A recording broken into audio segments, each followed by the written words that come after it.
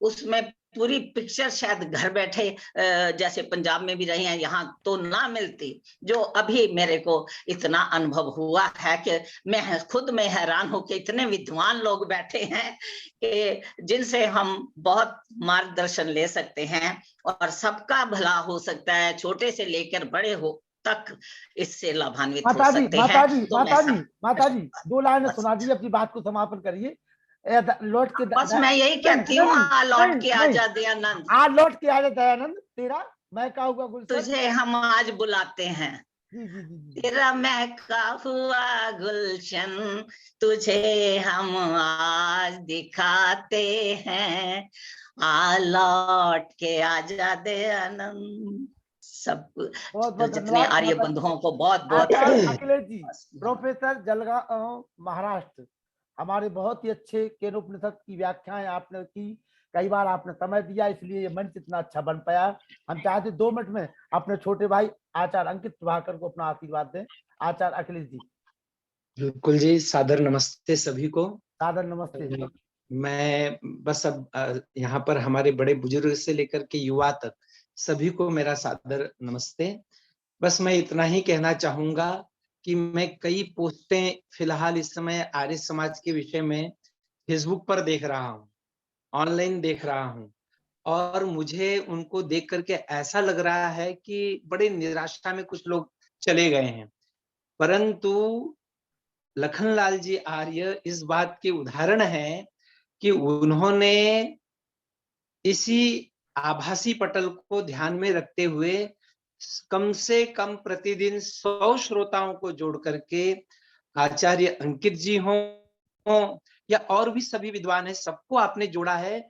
मेरे विचार से आर्य समाज में ऑनलाइन चलने वाला और सबसे सफल कार्यक्रम यदि कोई सा है तो वह ये आपका कार्यक्रम है। आपका मतलब ये हमारा कार्यक्रम है। और दूसरी बात, इसलिए इस कार्यक्रम की महत्वपूर्णता इस बात से है, या महत्वपूर्ण इसलिए भी है कि आपने आचार्य अंकित जी जैसे या हमारे जैसे या और भी सभी सब युवाओं को जोड़ने का कार्य किया है।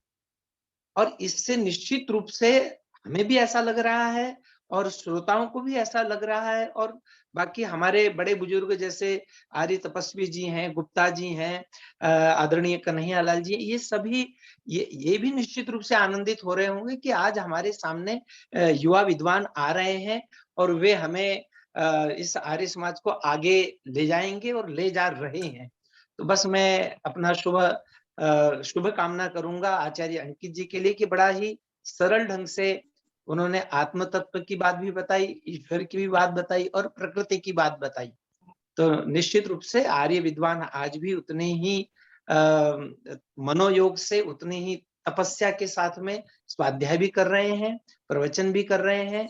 और जब आगम काल होता है, स्वाध्याय काल होता है, मनन काल होता है, तो व्यवहार काल भी उतना ही अच्छा होगा, इसमें कोई दो मत नहीं है। तो मैं पुनश्च आचार्य अंकित जी को बधाई दूंगा कि आप, वैसे तो कई बार फेसबुक पर आपका सुनते रहता हूँ, यूट्यूब पर भी देख लेता हूँ यदा कदा, परंतु आज प्रत्यक्ष भी आपको सुनने का अवसर मिला, बहुत ही अच्छा लगा। ऐसे ही सभी को प्रेरणा मिलेगी, हम भी प्रेरणा लेते ही रहते हैं, भले ही पढ़े हों, जितना पढ़ा है उतना पढ़ा है, फिर भी कोई युवा और हमसे युवा यदि कोई और अच्छे ढंग से बात करता है, बोलता है, तो निश्चित रूप से ये आनंद की बात है।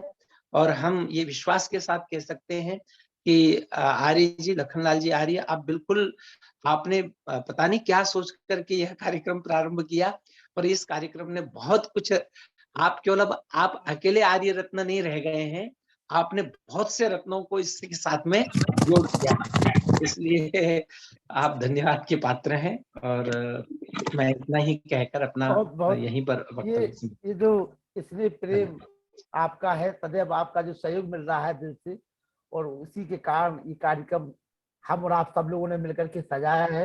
इसमें सबका सहयोग है।